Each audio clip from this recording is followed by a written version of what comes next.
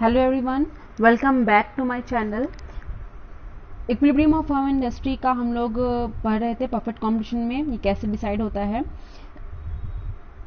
टीआरटीसी method हम लोग already पढ़ चुके हैं, तो आज हम लोग एमआरएमसी मेथड के थ्रू ये पढ़ने वाले हैं कि वहाँ पे इक्विलिब्रियम को हम लोग कैसे डिफाइन कर सकते हैं।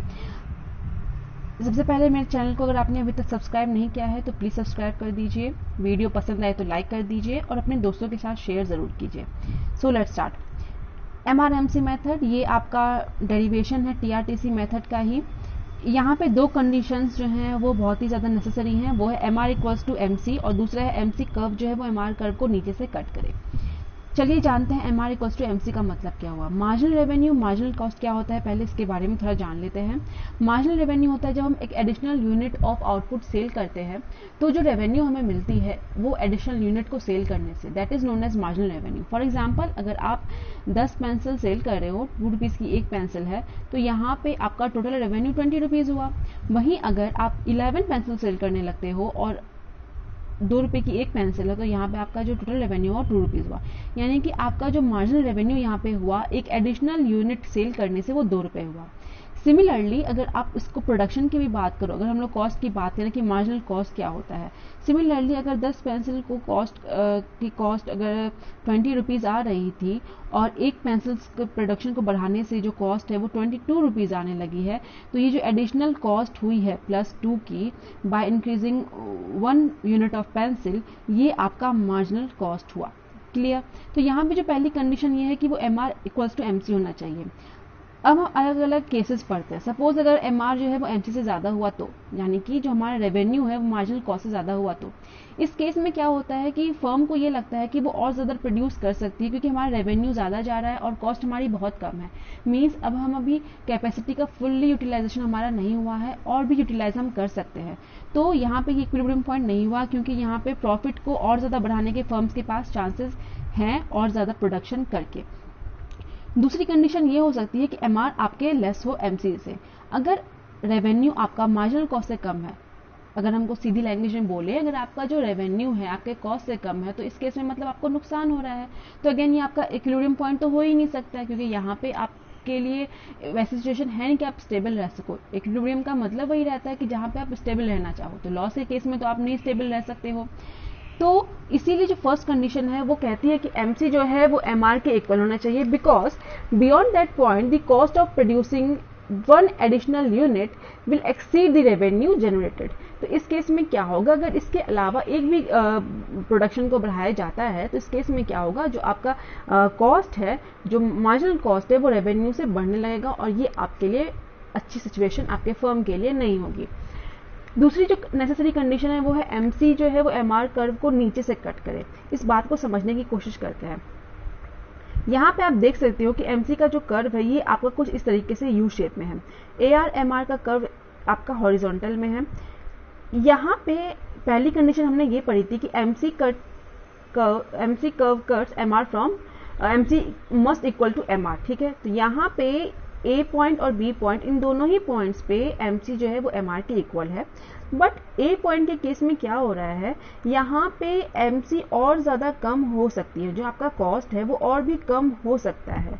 तो हर एक प्रोड्यूसर ये चाहेगा कि वो अपने कॉस्ट को तब तक कम करे जब तक कि वो प्रॉपरली अपने जितने भी फैक्टर्स ऑफ प्रोडक्शन है उनका प्रॉपर यूटिलाइज ना करे। सो यहाँ पे कॉस्ट को तब तक कम किया जाएगा जब तक कि उस कंडीशन में नहीं आ जाता जहां पे उसका जो कॉस्ट है वो मार्जिनल रेवेन्यू से ज़्यादा होने लगे। इसलिए जो ये वाला पॉइंट है ए, ये आपका इक्विलिब्रियम नहीं हुआ क्योंकि यहाँ पे फर्म के पास चांसेस हैं कि वो प्रॉफिट को बढ़ा सके। प्रॉफिट कैसे वो बढ़ाएगी, वो कॉस्ट को और कम कर सकती है और तब तक कम करने की कोशिश करेगी जब तक कि उसका मैक्सिमम प्रॉफिट वाले पॉइंट पे वो रीच नहीं कर जाती है। मैक्सिमम प्रॉफिट का मतलब हुआ कि बियॉन्ड दैट पॉइंट फर्म को लॉस होने लगेगा। तो ये जो बी पॉइंट है, इस पॉइंट के बाद फर्म को लॉस होने लगेगा, इसीलिए ये इसके लिए एकदम प्रॉपर पॉइंट है जहाँ पे, इसीलिए हम इसको इक्विलिब्रियम पॉइंट भी बोल सकते हैं कि जहाँ पे फर्म आपका रह सकती है एंड प्रोडक्शन को कर सकती है। अगर हम लोग फर्म के इक्विलिब्रियम की बात करें तो ये दो केसेस में इसको पढ़ा जाता है। एक है शॉर्ट रन, एक है लॉन्ग रन। शॉर्ट रन का मतलब होता है कि वो ड्यूरेशन जहाँ पे आपके कम से कम एक जो फैक्टर ऑफ प्रोडक्शन है वो आपका फिक्स्ड होना चाहिए और बाकी फैक्टर्स ऑफ प्रोडक्शन वेरिएबल होना चाहिए। एंड लॉन्ग रन के अंदर क्या होता है, सारे के सारे फैक्टर्स ऑफ प्रोडक्शन आपके वेरिएबल होते हैं। शॉर्ट रन का मतलब किसी एक ड्यूरेशन से नहीं है कि 2 महीने, 3 महीने, 6 महीने, 10 महीने, कहीं नहीं सुना होगा आपने। शॉर्ट रन का बेसिकली मतलब है कि उस टाइम पीरियड से है जहां पे किसी फर्म के पास डिमांड को फुलफिल करने के लिए बहुत ही कम टाइम रहता है। इसके बाद उसकी डिमांड या तो जा सकती है या मतलब वो आपकी हिडन हो जाती है। फॉर एग्जाम्पल अगर हम लोग फैन की बात करें तो गर्मियों के टाइम में हो सकता है कि फैन की डिमांड ज़्यादा बढ़े, तो फर्म के पास सिर्फ 3-4 महीने जब बहुत ज़्यादा गर्मी पड़ती है उस टाइम उतना टाइम रहता है कि फर्म जो फैन है उसको जितना ज़्यादा हो सके वो प्रोड्यूस करे, जितना ज़्यादा हो सके वो उसको मैन्युफैक्चर करे और सेल करे। तो यहाँ पे फर्म जो है वो शॉर्ट टर्म वाले केस में है। इस केस में वो सिर्फ और सिर्फ अपने वेरिएबल फैक्टर्स यानी कि लेबर इन सबको ही लगा के अपने प्रोडक्शन को बढ़ा सकती है। प्लांट एंड मशीनरी को बढ़ाने के लिए उसको थोड़ा टाइम चाहिए, उसको अगर वो नए प्लांट्स लगाना चाहती है उसके लिए उसको थोड़ा टाइम चाहिए। तो ये आपका शॉर्ट रन हुआ। चलिए बात करते हैं कि शॉर्ट रन के केस में फर्म का इक्विलिब्रियम कैसे डिसाइड होता है।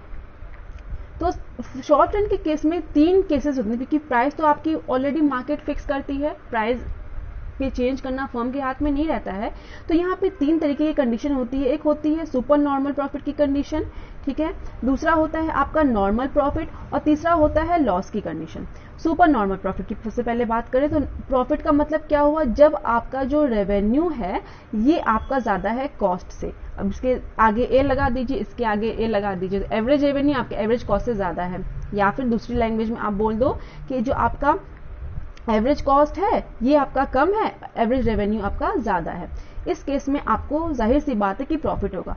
चलिए अब जानते हैं कि इसका ये जो कर्व है ये आपको कैसे बनाना है, इसका ग्राफ कैसे बनाना है। सबसे पहले आपको एक्सेस पे क्वांटिटी दिखानी है, ठीक है, वाई पे आपको प्राइस दिखाना है या फिर आप कॉस्ट या रेवेन्यू, ठीक है, ये हो गया।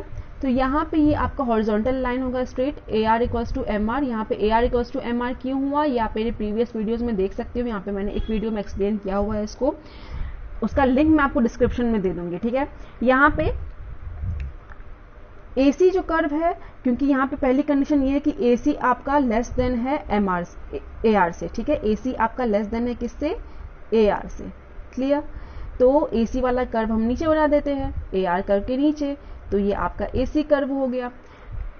इक्विलिब्रियम पॉइंट अब हमें ये बताना है, तो MC ने MR कर्व को जहां कट किया ये आपका इक्विलिब्रियम पॉइंट हुआ, यानी कि ये वाला। अब इस पॉइंट से लेकर के यहां तक आप एक लाइन ड्रॉ कर दीजिए, क्लियर। यहां से ये जो लाइन है जो AC को यहाँ पे टच करे, ठीक है, ये जो पूरा एरिया हुआ ये आपका कौन सा एरिया हुआ, ये हुआ आपका प्रॉफिट का एरिया, ठीक है। चलिए अब यहाँ पे आप यहां समझने की कोशिश कीजिए, यहाँ पे ज्यादा क्लियरली बना हुआ है, यहां से हम लोग देखने की कोशिश करते हैं, ठीक है। AR इक्वल्स टू MR, यहाँ पे AC ने कट किया, AC इसके बिलो है, MC ने इसके यहाँ कट किया, तो ये आपका इक्विलिब्रियम पॉइंट हो गया। और ये वाला जो येलो वाला एरिया है ये आपका प्रॉफिट का एरिया होगा। चलिए बात करते हैं नॉर्मल प्रॉफिट के केस की। नॉर्मल प्रॉफिट वो प्रॉफिट होता है जहां पे आपका AC और AR इक्वल होता है। अगेन मैं आपको ये चीज बना के दिखा देती हूँ, यहाँ पे आपको आउटपुट शो करना है, यहाँ आपको रेवेन्यू, कॉस्ट या प्राइस ये सब चीजें शो करनी है। ये आपका प्राइस हो गया जहाँ पे आपका MR इक्वल्स टू AR हुआ, ठीक है। जो पहली कंडीशन थी वो ये थी AC इक्वल्स टू AR होनी चाहिए, तभी तो आपका नॉर्मल प्रॉफिट वाली कंडीशन हुई। तो AC इक्वल्स टू AR का मतलब ये है कि जो AC कर्व है ये आपका टच करना चाहिए किसको, AR कर्व को। तो ये आपके AC कर्व ने AR कर्व को नीचे से टच कर दिया है। MC का कर्व ऐसे ही बनेगा जैसे हम लोगों ने प्रीवियसली बनाया हुआ है। तो यहाँ पे ये आपका इक्विलिब्रियम पॉइंट हो गया, ठीक है। ये वाला कर्व आपका इस तरीके से बनेगा।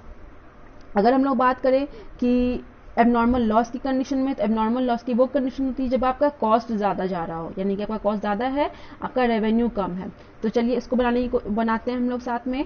यहाँ पे आपने हॉरिजॉन्टल लाइन दी है, ड्रॉ की है, AR इक्वल्स टू MR हुआ, ठीक है। ये जो AC है ये आपका ऊपर से जाएगा, क्यों, क्योंकि हमें ये दिखाना है कि यहाँ पे एवरेज कॉस्ट एवरेज रेवेन्यू से ज्यादा है, इसलिए ये जो एवरेज कॉस्ट का कर्व है ये ऊपर बनाइए आप लोग। MC का कर्व कुछ इसी तरीके से बनेगा, यहाँ पे बना हुआ है ऐसे, बट आप लोग ऐसे बना सकते हो। एमसी कर्व वैसे ही बनेगा जैसे हम लोगों ने प्रीवियसली बनाया हुआ है। इक्विलिब्रियम पॉइंट कौन सा हुआ, जहां पे एमसी कर्व ने एमआर कर्व को कट किया है। तो एमसी कर्व ये हुआ, एमआर कर्व को कट किया है ये, तो ये वाला जो पॉइंट है ये आपका इक्विलिब्रियम पॉइंट है। तो यहां से लेकर यहां तक हम लोग एक लाइन ड्रॉ करते हैं नीचे तक, यहां से यहाँ पे कट किया है, और इससे हम लोग अगर ऊपर की ओर जाते हैं तो ये वाला जो कर्व है एसी तक अगर हम इसको टच करते हैं तो ये जो एरिया है ये आपका लॉस का एरिया है। ठीक है, इसको अगर आप चाहो तो अपने नाम भी दे सकते हो, ए पी क्यू ई, इस तरीके से आप नाम भी दे सकते हो। तो ये जो A P Q E area है, ये जो रेक्टेंगल है, ये आपका लॉस का एरिया है। Is it clear?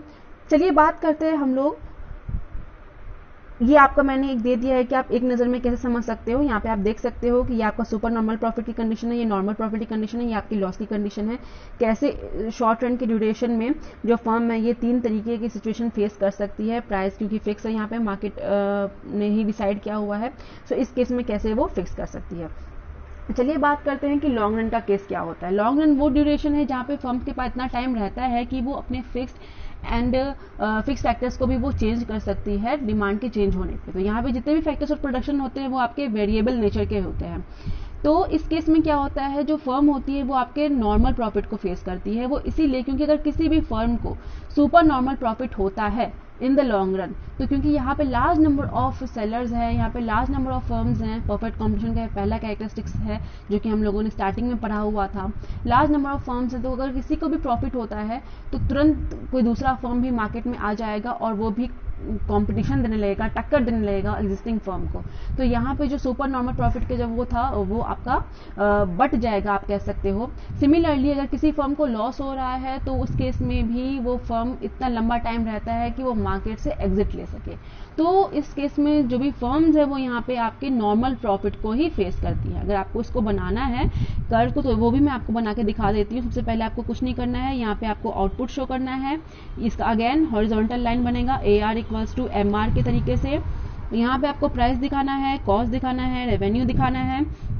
ठीक है, अब यहाँ पे आपका जो शॉर्ट रन कॉस्ट, क्योंकि यहाँ पे आपको मैंने बताया कि नॉर्मल प्रॉफिट होगा तो यहाँ पे average cost equals to average revenue होना चाहिए, तभी नॉर्मल प्रॉफिट सिचुएशन होगी। तो यहाँ पे ये जो केस है ये आपका एवरेज कॉस्ट कुछ इस तरीके से बनेगा। तो ये आपका SAC हो गया, यानी कि शॉर्ट रन एवरेज कॉस्ट। अगर हम इसको थोड़ा और फ्लैट कर देते हैं कुछ इस तरीके से तो ये आपका LAC हो गया। जो लॉन्ग रन एवरेज कॉस्ट है ये थोड़ा फ्लैट इसलिए होता है क्योंकि ये शॉर्ट रन कॉस्ट का एक कह सकते हो कॉम्बिनेशन होता है, इसलिए थोड़ा सा फ्लैट होता है। उसी तरीके से हम SMC की बात करें तो ये कुछ इस तरीके से होगा, short run marginal cost. LMC की बात करें तो ये कुछ इस तरीके से होगा, LMC long run marginal cost. और ये जो पॉइंट है ये वाला, ये आपका इक्विलिब्रियम पॉइंट होगा in the long run under MRMC approach. चलिए, अगर आपको मेरी वीडियो पसंद आई तो नीचे लाइक जरूर कीजिएगा। कुछ भी समझ में ना आया हो तो कमेंट कीजिएगा, दोस्तों के साथ शेयर कीजिए और चैनल को सब्सक्राइब जरूर कीजिए और भी वीडियोस देखने के लिए। Thank you so much for watching.